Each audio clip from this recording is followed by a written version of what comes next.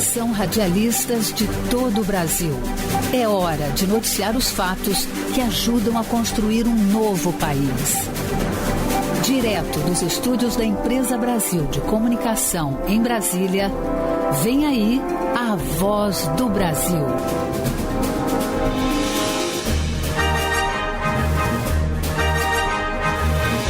Em Brasília, 19 horas.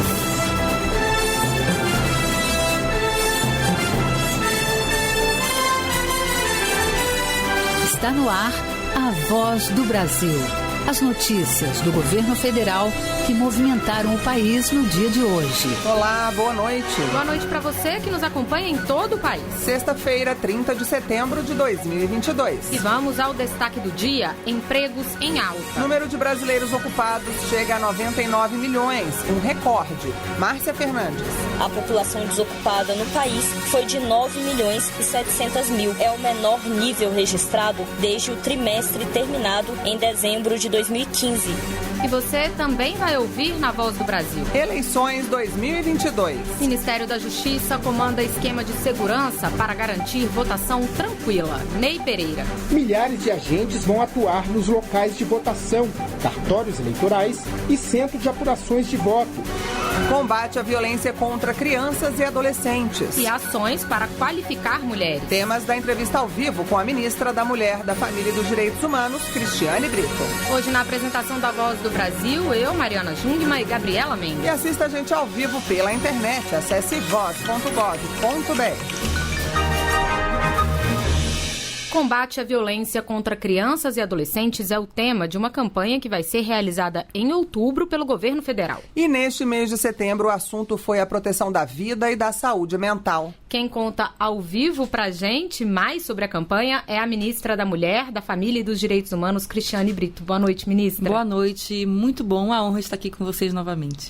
Ministra, vamos começar falando um pouco do mês que está se encerrando. A gente teve o Setembro Amarelo agora, a senhora inclusive esteve aqui conosco no início desse mês para falar dessa campanha tão importante. E agora eu queria que a senhora fizesse um balanço sobre o Setembro Amarelo, que é a campanha, né, para ações a favor da vida e da saúde mental das pessoas. O Setembro Amarelo esse ano teve um mote de incentivar a família a observar os sinais e a procurar ajuda. A gente sempre enfatizando, valorize a vida, escolha viver. Nós tivemos uma interação muito boa, principalmente nas redes sociais, cerca de 49 milhões de pessoas alcançadas, no YouTube, na televisão, e por onde a gente passou, a gente incentivou a sociedade a ficar atenta aos sinais. Eu digo para vocês que é um tema que veio para ficar e o nosso objetivo é esse, que esse tema de automutilação e suicídio não seja mais um tabu. A gente precisa falar dentro de casa, nas escolas, mas principalmente a família precisa estar atenta. O preconceito ainda é muito grande, principalmente de procurar ajuda médica, e aí fica esse alerta. Depressão não é algo que possa ser ignorado, principalmente quando a gente fala de crianças. 1 entre 4 crianças desenvolveram algum tipo de transtorno mental após a pandemia, principalmente por conta do isolamento social. A gente viu isso assim muito de perto. A idade de pessoas que estão cometendo suicídio tem se reduzido. Crianças com 6 anos de idade cometendo suicídio no nosso país. Isso significa que é um alerta. E no mundo todo, a cada 40 segundos, uma pessoa tira a própria vida. E só perde para acidente de trânsito. Então, fica aqui que o setembro está acabando, mas os sinais permanecem, o alerta permanece, e procurar ajuda é o que pode fazer toda a diferença. E como é que as pessoas podem procurar essa ajuda, ministra? Olha, nós temos todos os municípios, por meio dos centros de referência, por meio do Ministério da Cidadania, por meio do Ministério da Saúde, muitas parcerias que a gente está conseguindo já levar até o cidadão lá na ponta. Mas o que mais importa hoje é que essa rede que a gente fala de proteção informal, que é a escola, que é a sociedade civil, ela está mais atenta, e temos campanhas assim de renomes nacionais em todo o território hoje funcionando. E o nosso ministério, especialmente, tem cartilhas, a gente tem orientação que pode ser bem acessível no nosso site, nas nossas redes sociais, e fiquem atentos, que a gente vai estar sempre ali, falando, observe os sinais, estamos aqui para ajudá-los. Então, é só procurar informação para para buscar ajudar e pedir ajuda, né? Exatamente.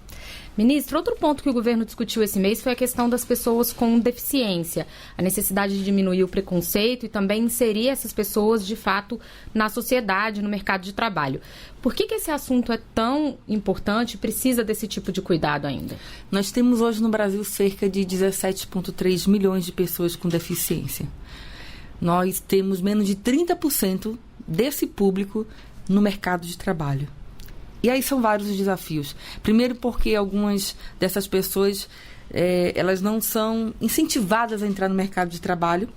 Algumas porque têm problemas sérios de saúde. Mas também, eu quero dizer aqui do preconceito que existe e ainda é muito latente. Principalmente desde a infância. O bullying com essas crianças é muito comum. E aí, mais uma vez, a gente está aqui para dizer que a gente precisa da sociedade do nosso lado. A gente precisa que todos se envolvam, porque hoje existem muitas tecnologias que podem inserir essas pessoas no mercado de trabalho. Eu vou dar um exemplo, por exemplo, das crianças hoje com aspecto autista. É muito comum no mundo todo esses adolescentes já na adolescência trabalhando em empresas de logísticas, por exemplo. Hoje nós temos no Brasil empresas que capacitam esses adolescentes, né, para o mercado de trabalho, para que quando na idade adulta já não seja um grande desafio. Então, o preconceito hoje é o nosso principal desafio. A gente precisa da ajuda da sociedade nessa temática e a gente está com a campanha nesse sentido já em andamento. E eu preciso dizer aqui que nós estamos assim, à véspera da eleição e hoje nós temos uma grande novidade. Em parceria com o TSE, as urnas eletrônicas vêm com essa preocupação. Então, quem tem uma dificuldade vai ter lá um intérprete de Libras, falando o nome, para que ele está votando naquele momento. Agora você vai votar para presidente da República. Apresenta os nomes dos candidatos e assim por diante. Para quem tem deficiência, né, auditiva, vai poder colocar um fone e vai ter também todo um serviço de orientação voltado para essa pessoa. O teclado vai estar mais no centro da urna também. Todo um diferencial que foi feito para ajudar essas pessoas. A gente quer que as pessoas com deficiência exerçam a sua cidadania de forma plena.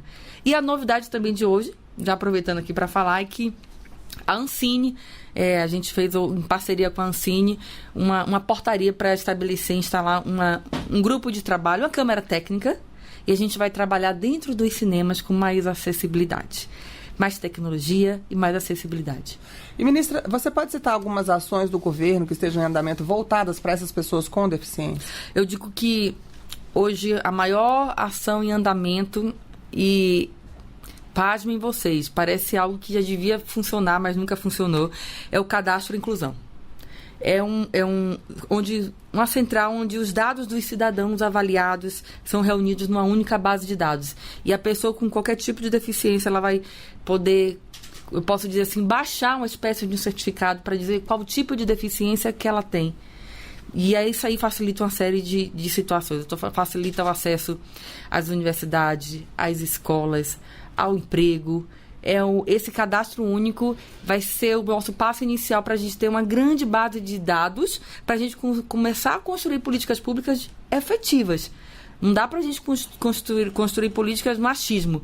E a partir desse cadastro, que agora vai ser o pontapé inicial, eu digo que o Brasil também está saindo assim na vanguarda com esse cadastro de inclusão. Agora, ministra, agora em outubro tem mais uma campanha importantíssima e já tradicional, né? Conta pra gente. Nós temos agora a nossa campanha de combate à violência contra a criança na internet. Eu já falei aqui, mas é sempre bom lembrar. Nós somos o país que mais exporta pornografia infantil para o mundo. Cenas, vídeos e fotos de crianças sendo abusadas sexualmente na internet. A internet é o ambiente hoje mais nocivo para as nossas crianças. As pesquisas apontam que a cada 3 pessoas que estão navegando agora na internet, uma é criança ou adolescente. Então, os pais precisam ficar atentos. E os crimes cibernéticos, em torno de 30%, envolvem crianças e adolescentes. O Brasil hoje faz parte de um grupo de trabalho que combate a exploração sexual na internet. Nós temos parceria com grandes empresas de tecnologia, com a Interpol, e nós estamos como se fosse assim, na condução dos trabalhos, não por acaso, porque infelizmente a gente ainda alimenta a pornografia no mundo todo. E daí a gente precisa envolver mais uma vez a família. Os pais precisam entender que precisam sim controlar o que seus filhos acessam na internet, que o ambiente virtual ainda é o mais nocivo, o que seus filhos estão fazendo, principalmente no horário entre 22 horas e 6 horas da manhã, que as pesquisas apontam que é um momento onde principalmente os adolescentes estão acessando conteúdos inadequados e onde eles estão sendo cooptados por essas redes criminosas. Adolescentes que estão sendo incentivados a gravar vídeos com crianças e adolescentes e vendem, comercializam por $500. É dessa forma que os nossos adolescentes estão sendo cooptados pelo bolso, pelo valor econômico de um vídeo desse. Deixar a criança sozinha na internet é quase como deixar ela sozinha no meio da rua, né? Exatamente. E talvez os pais ainda não perceberam o tamanho do impacto e trauma que isso pode causar, não só para a criança, mas para a família toda. Mas infâncias estão sendo devastadas por conta do uso nocivo da internet. E a campanha vai ser veiculada aonde, ministra? Qual é o público-alvo? São as famílias? As famílias, as redes sociais, televisão.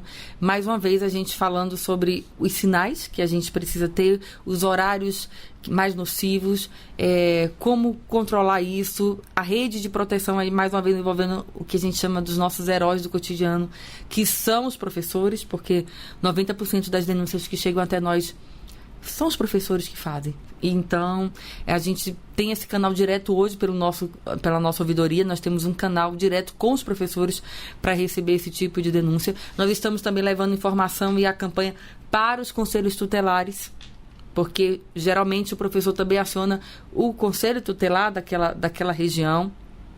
E por isso que é toda essa rede de proteção que precisa ser, mais uma vez, alertada, conscientizada e capacitada. Ministra, vamos falar um pouquinho agora do trabalho com as mulheres, né? Um dos grupos de foco aí do seu ministério. Vocês têm investido bastante em qualificação, têm firmado alguns acordos, tiveram parcerias recentemente na Bahia, em São Paulo. Como é que está esse trabalho? O que tem sido feito? Hoje nós temos o Qualifica Mulher funcionando no Brasil todo, são cerca de 122 projetos, né, que estão em execução. E o mais importante do Qualifica Mulher é que a gente considera o arranjo produtivo local. Então, o mesmo projeto não vai funcionar no Distrito Federal e vai funcionar no Marajó. A gente tem que entender, né, a peculiaridade da realidade daquela mulher mesmo, da mulher ribeirinha tem uma dificuldade diferente da mulher aqui do Distrito Federal. A mulher marisqueira, a mulher quilombola, a mulher indígena, todas essas mulheres estão contempladas dentro do Qualifica Mulher. E a gente procurou agora um reforço muito especial. Nós estivemos recentemente em São Paulo e a gente assinou uma parceria com as associações do comércio e empresariado de todo o Brasil. A gente está falando de trazer a força associativa, né, para ajudar essas mulheres. E por que a gente está fazendo isso? As mulheres do setor de serviço foram as mais atingidas nesse contexto de pós-pandemia.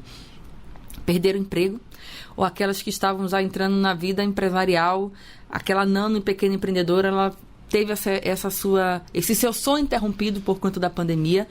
Então, as associações vêm com tudo agora nos ajudar, capacitar, orientar e qualificar essas mulheres.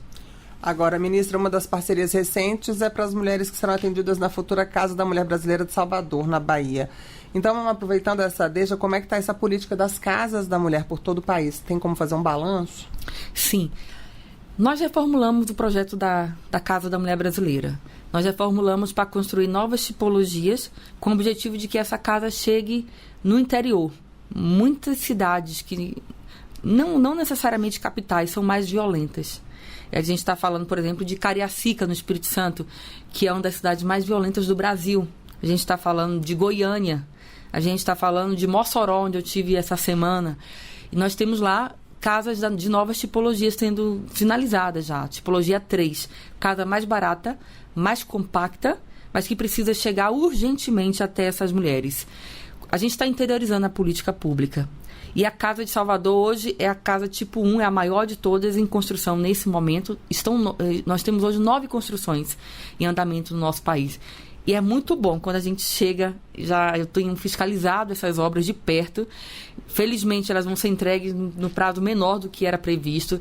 E ver, assim, essas paredes sendo levantadas, o teto, os operários tendo noção do que estão construindo, dá muito orgulho. E um anseio dessas mulheres precisando que esse equipamento chegue logo até elas. E na Bahia, o grande diferencial vai ser que a Federação do Comércio da Bahia, ela vai estar dentro da casa. Como cada mulher que for atendida dentro da casa de Salvador, ela já vai ser encaminhada para um curso no Sistema S, um curso de capacitação e qualificação mais próximo de sua residência. E também um grande desafio que eu coloquei lá é para chegar até a Ilha de Maré e até a Ilha de Passé. A gente quer chegar urgentemente nas mulheres marisqueiras e nas mulheres quilombolas. A gente quer chegar também na família dessas mulheres. São muitos os desafios que essas mulheres precisam ainda alcançar para conseguir ter essa autonomia econômica. Quantas casas, ministra, da mulher existem hoje e quais são os serviços, enfim, o atendimento que elas alcançam lá? Nós temos hoje 7 casas em funcionamento. Nós temos 9 em construção e, no total, 32 em implantação.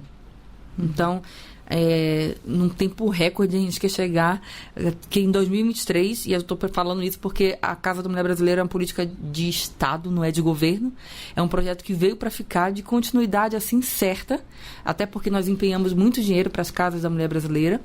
E por que hoje se tornou uma política de Estado? Porque é um equipamento reconhecido hoje no mundo todo, que consegue reunir no mesmo espaço todos os serviços do Estado que a mulher precisa para sair do ciclo da violência. A gente quer evitar que a mulher fique peregrinando por vários órgãos, né, de justiça, de segurança pública, e que consiga, desde o momento da recepção ali, um atendimento humanizado, uma escuta qualificada, que alguém pegue na mão dessa mulher e fala: agora você vai ser acolhida, agora a gente vai te ajudar a chegar até o final nessa denúncia. Então, ela tem uma delegacia de plantão, ela tem uma justiça especializada para atender essa mulher, ela tem um lugar onde ela vai receber cursos de capacitação para ter sua autonomia econômica, para ser inserida no mercado de trabalho, tem uma carceragem, tem um atendimento para criança, enfim, todos os serviços no mesmo espaço. Ministra, para a gente encerrar, que a gente tem menos de 1 minuto, a gente queria relembrar à população os canais para a gente denunciar situações de violência e de violação dos direitos humanos. Nós temos o nosso Disque 100, que recebe denúncia de violação em relação às crianças, idosos, pessoas com deficiência. E nós temos o nosso Ligue 180. Ambos funcionam também por um WhatsApp, que me permitam aqui passar o número, que é o 61-99656-5008. E é importante dizer, grave esse número aí no seu telefone. Repete, por favor, ministra.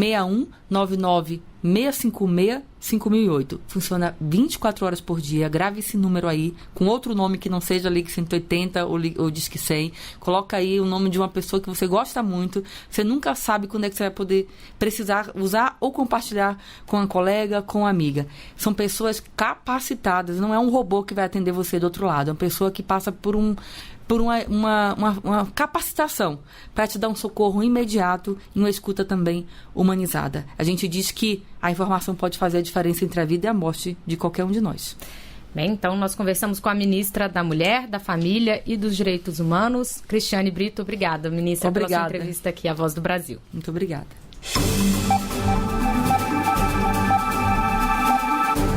A taxa de desocupação caiu entre os meses de junho a agosto. O índice ficou em 8,9%. A população desocupada registrou o menor nível desde o trimestre terminado em dezembro de 2015. É o que mostra a pesquisa divulgada hoje pelo IBGE.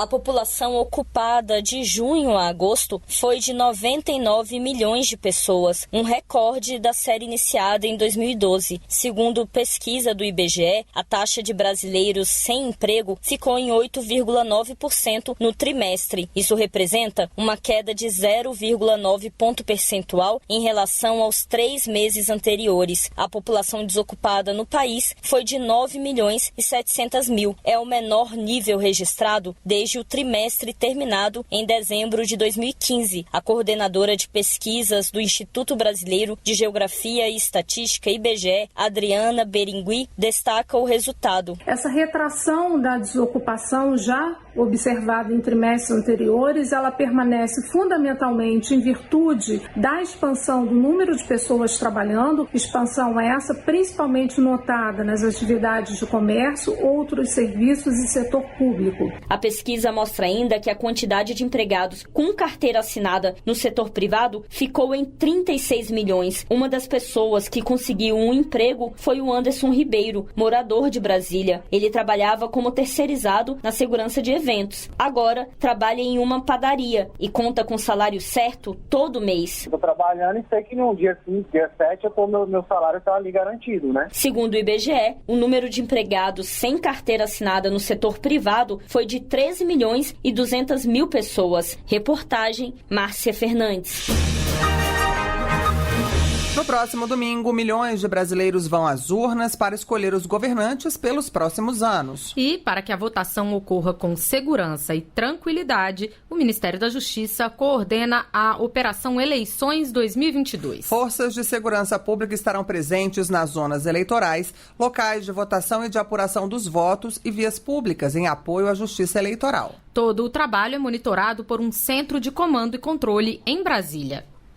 No Centro Integrado de Comando e Controle Nacional em Brasília, cerca de 40 pessoas de órgãos estaduais e federais de segurança pública monitoram tudo o que acontece no dia de votação. Informações como apreensões, inquéritos policiais, pessoas conduzidas para delegacias e flagrantes serão mostradas em tempo real no painel da sala de monitoramento. O objetivo é garantir que a eleição ocorra dentro da normalidade, como ressalta o coordenador-geral do Centro Integrado de Comando e Controle Nacional, Coronel Juliano Pontes. O papel do Ministério da Justiça, bem como das forças policiais, dos estados, é justamente proporcionar segurança às áreas de interesse operacional, os locais de votação, locais de apuração, as vias públicas, as principais estações de metrô, de transporte rodoviário. Então nós estamos propiciando segurança para que as pessoas possam realizar o seu direito ao sufrágio no dia 2 de outubro. No próximo domingo, dia do primeiro turno das eleições, os trabalhos no Centro Integrado de Comando e Controle Nacional começam a partir das 5 horas da manhã e não tem horário para terminar. Em cada um dos estados e no Distrito Federal, milhares de agentes vão atuar nos locais de votação, cartórios eleitorais e centro de apurações de voto. O contingente vai ajudar a coibir crimes como boca de urna, compra de votos e transporte ilegal de eleitores. Durante todo o dia de votação, boletins informativos serão divulgados a cada 3 horas. A divulgação será no site gov.br/mj e nas redes sociais do Ministério da Justiça e Segurança Pública. Reportagem Ney Pereira. A segurança nas eleições vai contar com o apoio de 34 mil militares da Marinha, Exército e Aeronáutica. De acordo com o Ministério da Defesa, as ações de garantia da votação e apuração estão previstas no Código Eleitoral e visam a manutenção da ordem nos locais onde o reforço seja necessário. Os militares vão atuar em apoio às forças de segurança de estados e municípios.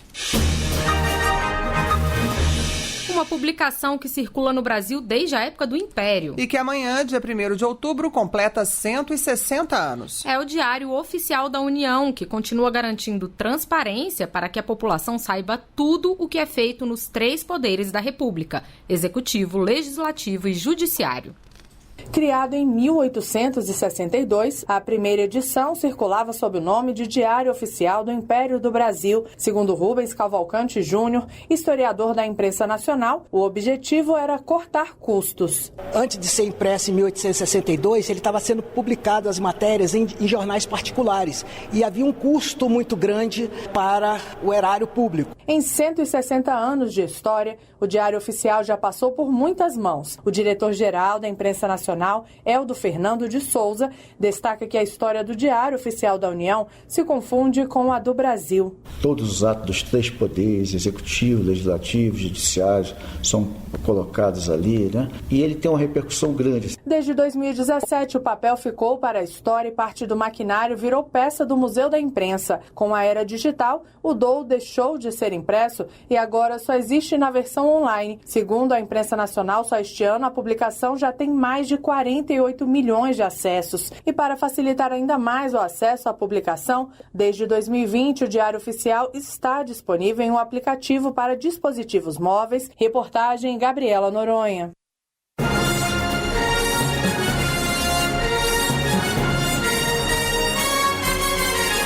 Essas foram as notícias do Governo Federal. Uma realização da Secretaria Especial de Comunicação Social do Ministério das Comunicações. Com produção da Empresa Brasil de Comunicação. Fique agora com as notícias do Poder Judiciário e do Congresso Nacional. Boa noite, um bom fim de semana. Uma boa noite para você e até segunda.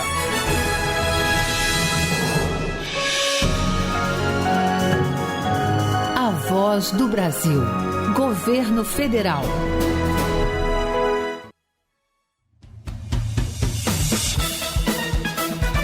Você vai ouvir agora notícias do Poder Judiciário. Ministro do STF determina que transporte público seja mantido em níveis normais no dia das eleições. TSE lembra que sábado agora, 1º de outubro, é o prazo para baixar aplicativo e-título. Justiça Federal decide que filha de imigrante haitiano pode ingressar no Brasil sem visto. Boa noite, eu sou Ariana Fonseca. E eu sou Walter Lima. Ministro Barroso determina que transporte público seja mantido em níveis normais no dia das eleições. Municípios que já ofereciam o serviço não podem interromper a gratuidade no dia do pleito. Fábio Ruas. Na ação, a Rede Sustentabilidade pedia que, no dia das eleições, o serviço de transporte público de passageiros fosse gratuito em todo o Brasil e em frequência maior ou igual à dos dias úteis. Ao analisar o pedido, o ministro Luiz Roberto Barroso, do Supremo Tribunal Federal, determinou que o transporte público urbano seja mantido em níveis normais no domingo das eleições. A medida liminar, no entanto, rejeitou a gratuidade universal sugerida pelo partido político. O ministro observou que se trata de uma boa política pública, mas a gratuidade só pode ser efetivada por meio de lei e com previsão orçamentária específica. Sábado é o último dia para emitir o e-título. Versão digital do título de eleitor está disponível para download nas lojas de aplicativos de celulares e tablets. Elielton Lopes. Eleitoras e eleitores têm até este sábado, 1º de outubro, para emitir o e-título, que é a versão digital do documento eleitoral. O eleitor que tiver foto no e-título pode usá-lo como documento de identificação na hora da votação. Se não, é preciso levar um documento oficial com foto.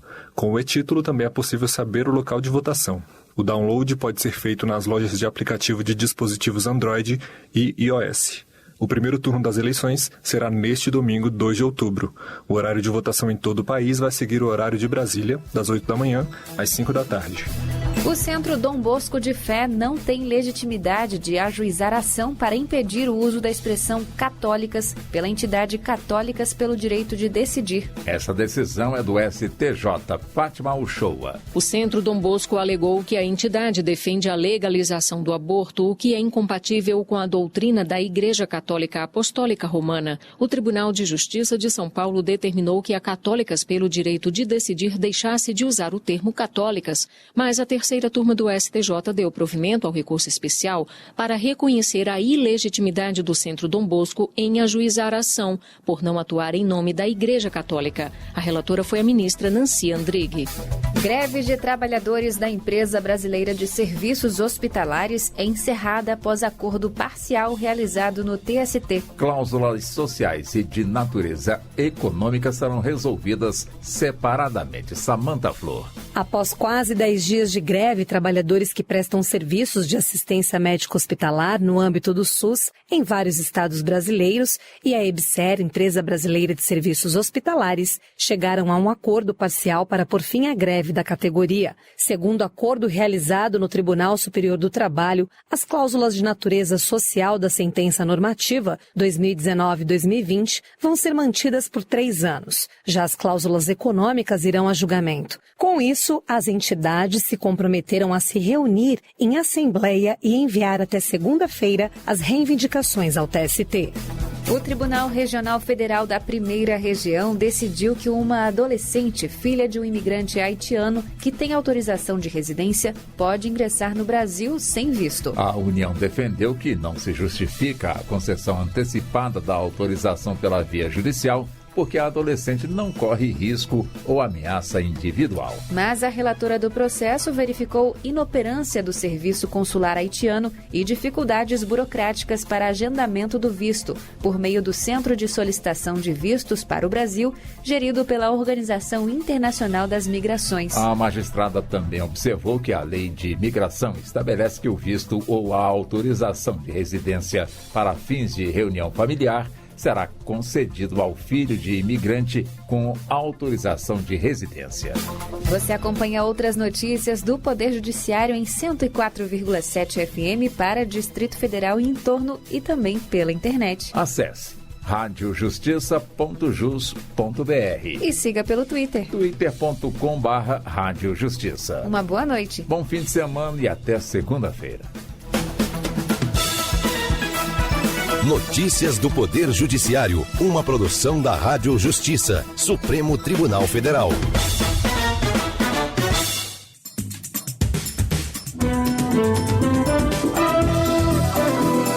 Está no ar o Jornal do Senado.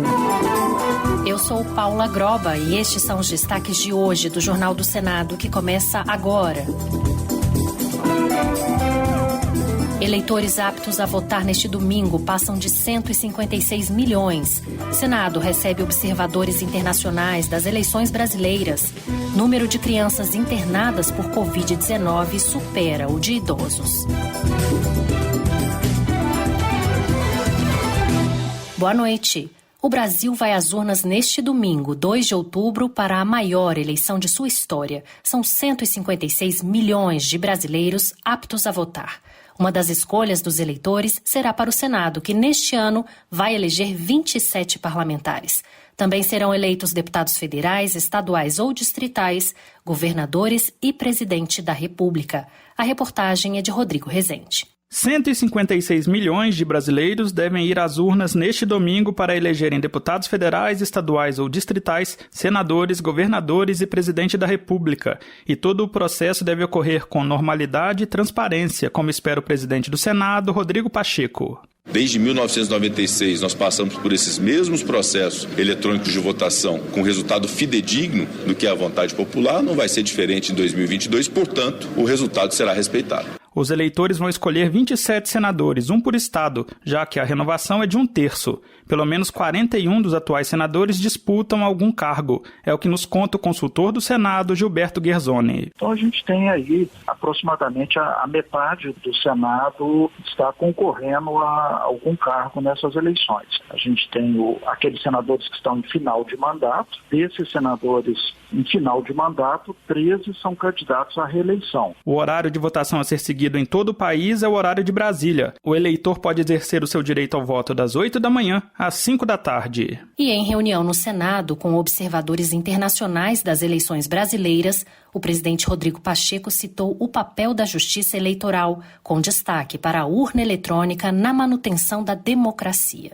Pacheco declarou ainda que o parlamento está atento contra retrocessos nas liberdades. Repórter Érica Christian. Para um plenário de observadores internacionais que estão no Brasil para acompanhar as eleições de domingo, o presidente do Senado, Rodrigo Pacheco, ressaltou o papel da justiça eleitoral na manutenção da democracia, com destaque para a urna eletrônica, que assegura voto secreto e resultado no mesmo dia.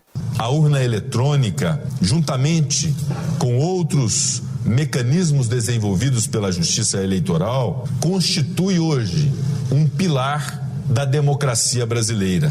É motivo de grande orgulho nacional. Rodrigo Pacheco também ressaltou o papel do Senado na garantia da democracia ao citar leis aprovadas, como a que garante recursos para candidaturas femininas e a do aumento de pena para os crimes de racismo. E avisou que há no Brasil instituições atentas contra qualquer tipo de retrocesso. A Justiça Eleitoral e o Senado da República convergem para concretizar os princípios da Constituição Federal. Federal contra qualquer tipo de retrocesso que coloque em risco a independência das instituições, as liberdades e o Estado de Direito. Vão acompanhar as eleições neste domingo 87 especialistas de 27 países, entre eles Estados Unidos, França, Portugal, Rússia, Moçambique e Paraguai. A Covid-19 tem deixado vítimas pelo país e o número de internações ainda é expressivo. Mas agora os alvos do coronavírus são as crianças menores de 5 anos não vacinadas. O número de crianças internadas por Covid-19 superou o de idosos. É o que aponta um estudo da Fundação Oswaldo Cruz. Repórter Pedro Pince. Entre 17 de julho e 10 de setembro, crianças menores de 5 anos passaram a responder por 8,5% do total das internações por Covid-19 no Brasil, um aumento de 50% em relação ao primeiro semestre do ano. Com o aumento da vacinação entre adolescentes, adultos e idosos, as taxas de hospitalização e mortalidade caíram em todas as faixas etárias.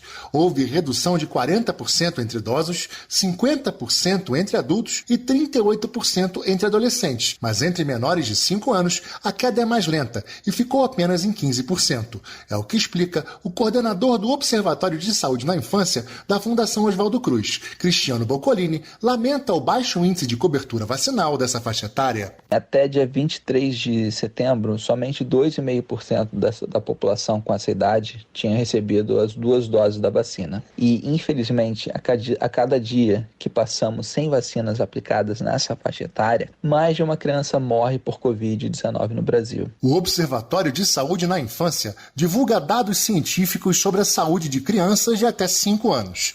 O objetivo é ampliar o acesso à informação qualificada e facilitar a compreensão sobre dados obtidos junto a sistemas de informação nacionais. E um estudo divulgado pelas consultorias de orçamento do Senado e da Câmara dos Deputados alerta para os números do orçamento previsto para a área da saúde no próximo ano, o valor mais baixo desde 2014. As despesas primárias no setor, que alcançaram 203,8 bilhões no auge da pandemia de coronavírus em 2021, devem cair para 146,4 bilhões em 2023, em valores reais corrigidos pela inflação.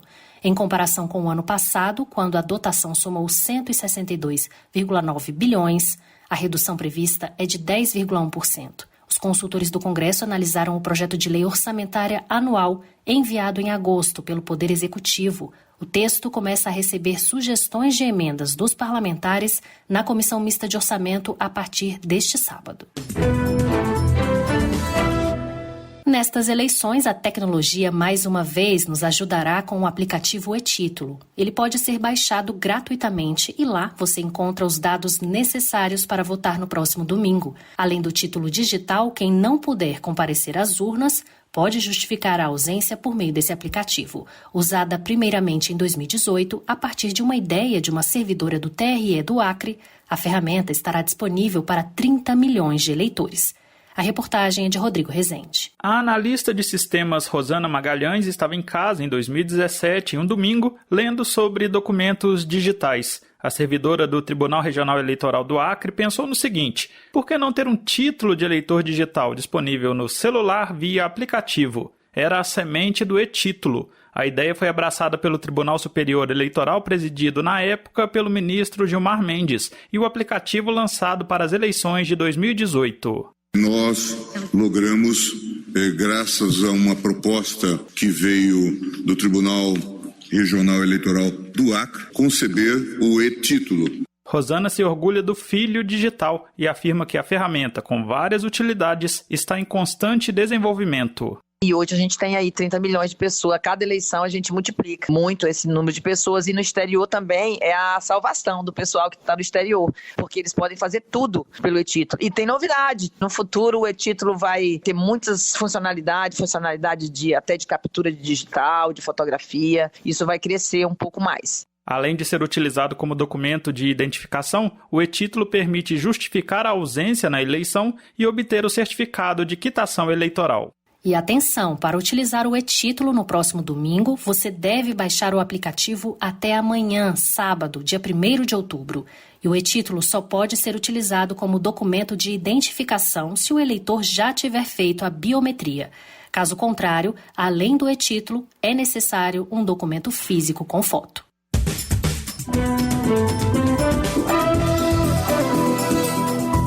Com trabalhos técnicos de Eliseu Caires, o Jornal do Senado fica por aqui. Acompanhe agora as notícias do Tribunal de Contas da União e da Câmara dos Deputados. Boa noite e um bom fim de semana.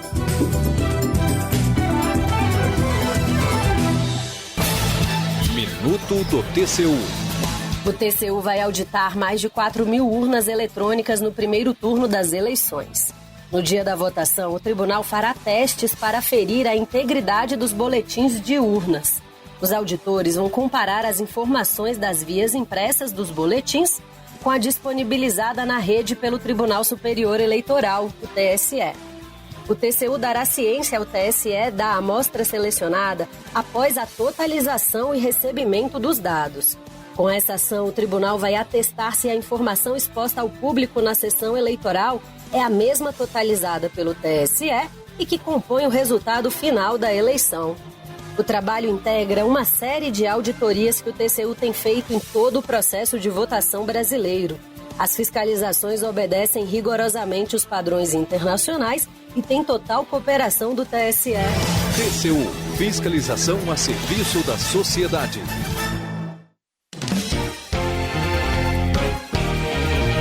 Jornal Câmara dos Deputados. Votação após primeiro turno deve incluir fontes de recursos para piso da enfermagem. Candidaturas a deputado federal batem recorde em 2022. Rádio, TV e Agência Câmara têm cobertura especial das eleições. Boa noite. A rádio, a TV e a Agência Câmara terão cobertura especial das eleições, com análises de especialistas e informações consolidadas. O repórter José Carlos Oliveira tem mais detalhes. Os veículos de comunicação da Câmara dos Deputados prepararam cobertura especial das eleições de 2 de outubro. Repórteres atualizarão as novidades da votação, da apuração e da observação internacional diretamente do Tribunal Superior Eleitoral. Cientistas e analistas políticos vão decifrar os cenários surgidos ao longo da apuração e no resultado final da votação para presidente da República, governadores, senadores, deputados federais e estaduais. A editora-chefe da Rádio Câmara, Ana Raquel Macedo, detalha a programação especial que começa bem cedo. Neste domingo a gente começa a nossa programação especial de eleições às 8 da manhã, com boletins ao vivo, de hora em hora, muito serviço, perfil dos candidatos, a importância da eleição para a Câmara dos Deputados e também para o Senado Federal, os dados do Tribunal Superior Eleitoral. A gente vai estar com a reportagem em vários pontos aqui do Distrito Federal, também com informações das nossas rádios parceiras em todo o país. Na sequência das transmissões da Rádio Câmara, o foco estará na definição e na análise do contexto político surgido nas eleições, segundo Ana Raquel. A partir das 4 da tarde, a gente vai estar com uma programação no estúdio, recebendo especialistas para comentar o cenário político, o impacto dos resultados gerais para a Câmara dos Deputados. A gente está aguardando o cientista político Adriano Oliveira, da Universidade Federal de Pernambuco, e também a Graziela Ghiotti Testa, que é da Fundação Getúlio Vargas.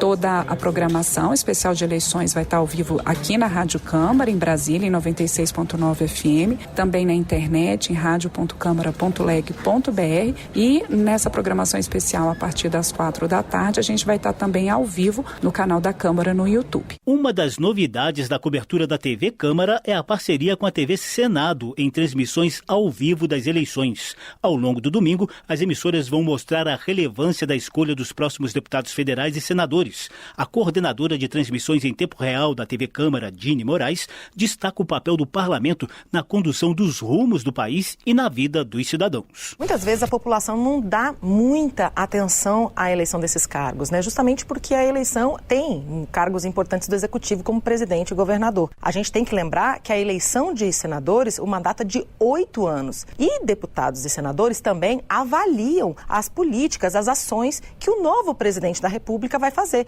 Então, essas ações eleições vão passar por aqui e vão passar pelo crivo de deputados e senadores. A agência Câmara e as redes sociais institucionais publicarão as bancadas dos deputados federais eleitos de cada estado assim que forem divulgados pelo TSE, além dos resultados consolidados no fim da apuração.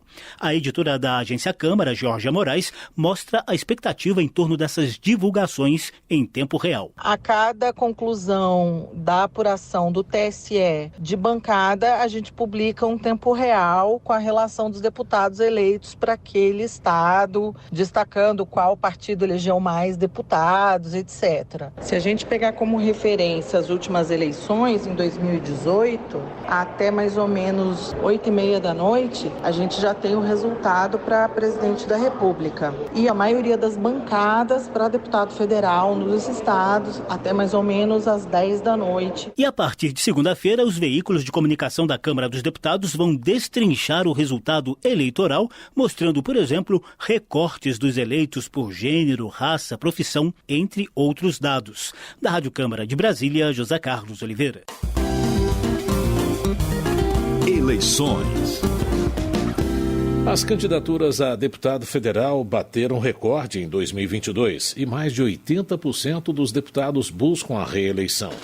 Quem explica os números é a repórter Carla Alessandra. Este ano, 9.757 candidatos a deputado federal estarão aptos para disputar a eleição neste domingo. Entre os deputados, 486 são candidatos à reeleição. Esse número equivale a 81% dos 513 deputados. A Justiça Eleitoral recebeu 10.629 inscrições para a disputa a uma vaga para a Câmara dos Deputados nas eleições deste ano. Trata-se do maior número de candidatos desde a volta da democracia nos anos 80. Como comparação, nas eleições de 2018, 8.588 candidatos se inscreveram. Para o cientista político Aldo Fornazieri, o aumento no número de candidaturas se deve a alguns fatores, como o fim da possibilidade de coligações partidárias para vagas na Câmara dos Deputados nessas eleições. Também se pode atribuir esse aumento, segundo o professor, à crescente polarização política e ao fim do discurso antipolítica. Na análise de Fornazieri, em 2018, surgiu o discurso antipolítica provocado pelo escândalo da Lava Jato, e os partidos tradicionais se retraíram. Nessa eleição aqui, a antipolítica ela vai ter um espaço muito pequeno. Você pode ter o espaço da renovação da política, mas não da antipolítica. Eu acredito que os candidatos que se declararem antipolíticos, eles vão ser vistos com certa suspeição. Então, esse discurso da antipolítica, ele me parece que vai ter um espaço muito pequeno nessas eleições. E isso, evidentemente, que pode fazer com que os partidos mais tradicionais elejam bancadas mais significativas. PTB, PP e PL são os partidos que mais lançaram candidatos, apresentando mais do que 3 vezes o número anterior. Outros partidos de centro quase que dobraram o número de candidatos: Solidariedade, PSC, PSD e Republicanos. Para o cientista político Lucas de Aragão, essa tendência é o resultado do apoio do governo do presidente Jair Bolsonaro. Com isso, os candidatos podem ter maior acesso a recursos e obter apoio de líderes políticos regionais. É dado o esforço que o governo fez para tentar criar uma coligação lá atrás, tanto para a eleição, mas para o funcionamento dentro do Congresso Nacional. E essa coligação, você acaba tendo um número grande de candidatos, porque o poder da máquina ainda é muito forte no Brasil. Talvez o brasileiro tenha se esquecido um pouco, porque tem tempo que a gente não tem uma eleição com a força da máquina. A última foi em 2014. Na outra ponta, partidos de esquerda optaram por uma estratégia de reduzir o número de candidaturas, entre eles Rede, PSOL, PV e PCdoB.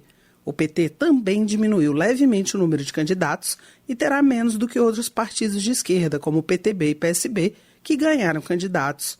O quadro reflete, em parte, as mudanças nas regras eleitorais.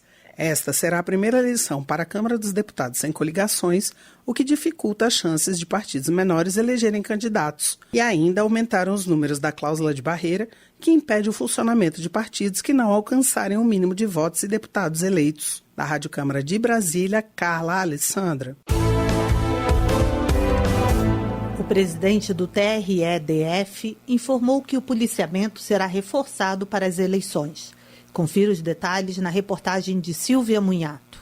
O presidente do Tribunal Regional Eleitoral do Distrito Federal, desembargador Roberval Bellinati, destacou em entrevista à Rádio Câmara que os eleitores podem ir votar tranquilos neste domingo, porque a segurança estará reforçada nos locais de votação. Os mesários, segundo ele, estão sendo orientados a resolver tudo com diálogo, mas não hesitarão em pedir ajuda aos policiais. Ele deu o exemplo do Distrito Federal. As forças de segurança vão colocar à disposição quase 12 mil pessoas trabalhando em todo o Distrito Federal para assegurar segurança absoluta para que os eleitores saiam felizes de casa e também possam retornar felizes após escolherem civicamente os seus candidatos. Neste domingo, 156 milhões de pessoas estão aptas a votar e no Distrito Federal, 2,2 milhões vão escolher presidente, governador, senador, deputado federal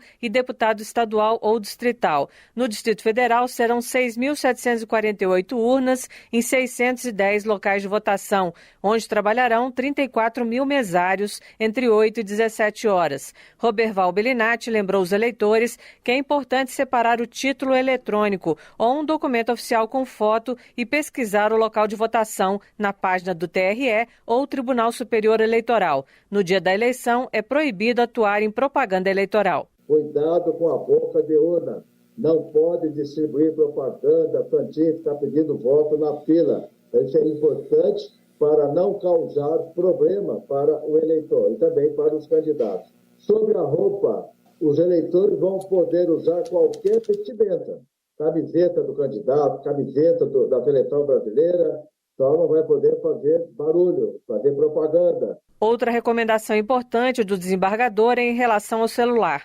Ele pode ser levado até a sessão de votação, mas não pode ser levado para a cabine de votação. Se o eleitor insistir, os mesários já estão orientados. Tentar resolver tudo em paz, sem conflito, sem fazer confusão. Tentar a solução mais pacífica do mundo. Se o eleitor insistir, ele vai ser impedido de votar. Se continuar insistindo, o mesário vai chamar o juiz eleitoral, ou vai chamar o fiscal, ou vai chamar a polícia, que nós teremos um policiamento ostensivo em todos os locais de votação.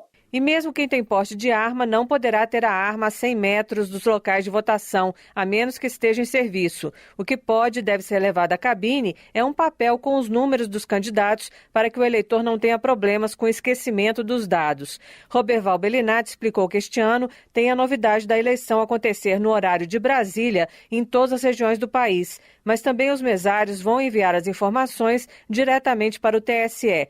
Antes, os dados eram enviados para o Tribunal Regional, que enviava para o TSE. São mudanças que devem acelerar a divulgação dos resultados. Da Rádio Câmara de Brasília, Silvia Minhato. Segurança Pública. O professor da Universidade de Brasília afirma que o respeito aos direitos humanos e o combate à criminalidade andam juntos. O especialista apresenta números que demonstram que a adoção de ações policiais baseadas em técnicas e pesquisas causou a diminuição da violência. O repórter Luiz Cláudio Canuto tem mais informações.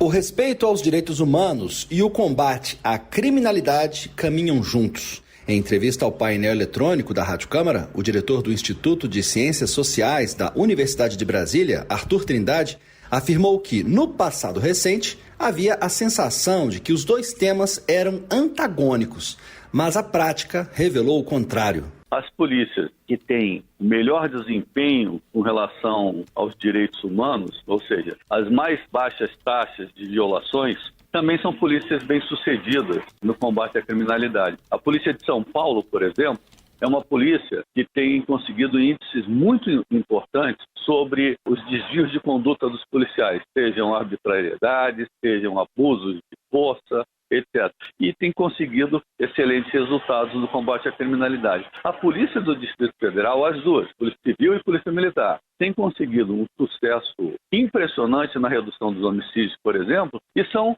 duas polícias que gozam com um grau de confiança da população. E cuja taxa de letalidade policial, que é um bom indicador de violação de direitos humanos, é muito baixa. Ele afirma que a atuação dos governos estaduais na implantação de planos de segurança pública com foco em dados e análises também contribuiu para a queda dos índices. Na Paraíba, a queda nos homicídios ocorre há 7 anos. Em Alagoas, há 6 anos. No Distrito Federal e em Minas Gerais, a queda ocorre há 8 anos.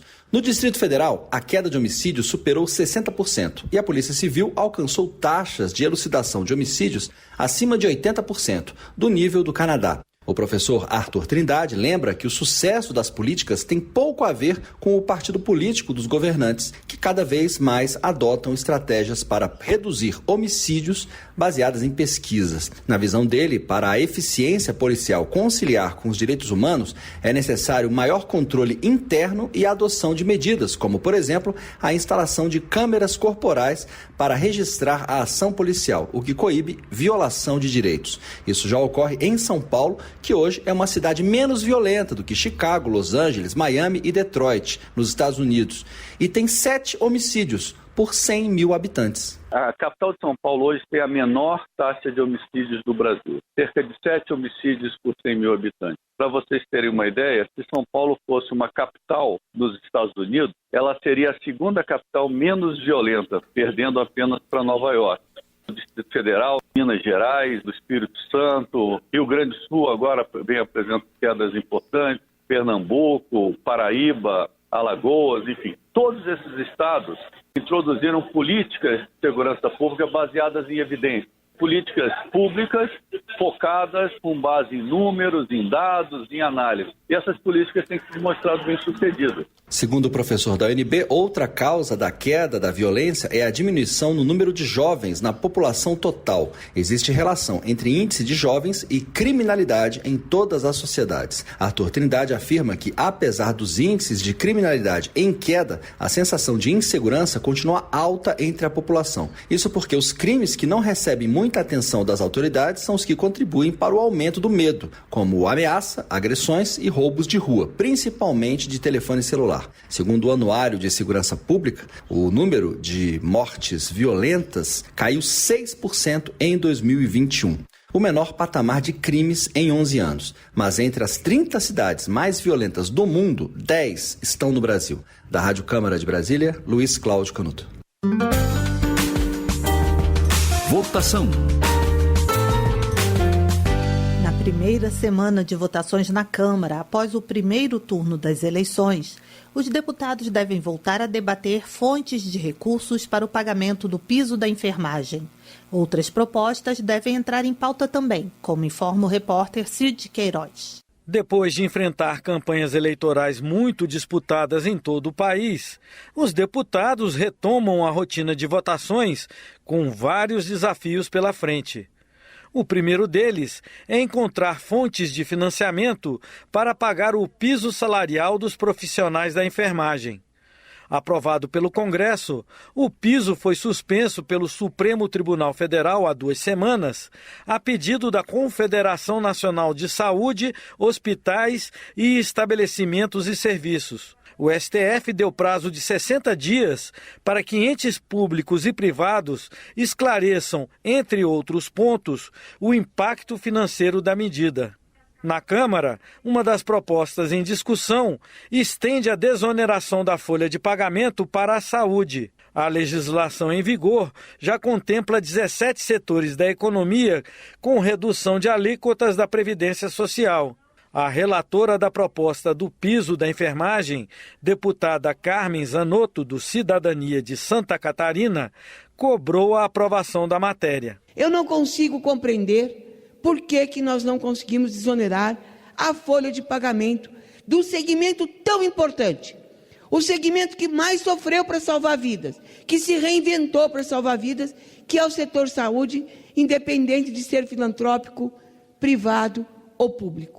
Antes do primeiro turno das eleições, foram incluídos na pauta do plenário o projeto que determina a revisão periódica dos valores de remuneração dos serviços prestados ao Sistema Único de Saúde, SUS, pelas Santas Casas e hospitais filantrópicos, E o projeto que torna obrigatória a presença de acompanhante na realização de exames ou procedimentos que utilizem de sedação ou anestesia em pacientes mulheres. O autor desta proposta sobre a presença de acompanhante em procedimentos cirúrgicos é o deputado Alex Manente, do Cidadania de São Paulo. E o nosso projeto trata exatamente de garantir que qualquer procedimento médico que tenha sedação, desde o exame até a cirurgia, tenha a obrigatoriedade de ter um profissional feminino para poder acompanhar o processo de sedação, para que nós tenhamos a segurança de todos os procedimentos e das pessoas que ali estão fazendo. Os deputados podem votar também algumas medidas provisórias que vencem neste mês. Entre elas, a medida provisória 1120, que muda parte da estrutura administrativa da Agência Nacional de Transportes Aquaviários, a ANTAQ. Também a medida provisória 1123, que altera a definição de empresa estratégica de defesa. As empresas enquadradas na Lei das Empresas Estratégicas de Defesa são beneficiadas com normas especiais para a compra, contratação e desenvolvimento de produtos, bem como com incentivos fiscais. Outras propostas estarão na pauta do plenário desta semana. E você pode acompanhar todos os debates e votações pela Rádio e TV Câmara, pelo portal da Câmara na internet e pelo nosso canal no YouTube. A gente está também nas redes sociais e no aplicativo Câmara ao Vivo no seu celular. Da Rádio Câmara de Brasília, Cid Queiroz. Termina aqui o Jornal Câmara dos Deputados, com trabalhos técnicos de Everson Urani e apresentação de Mônica Tati e José Carlos Andrade. Para você, uma ótima noite. A Voz do Brasil retorna na segunda-feira. Uma boa noite e um bom final de semana. Você ouviu A Voz do Brasil. Boa noite.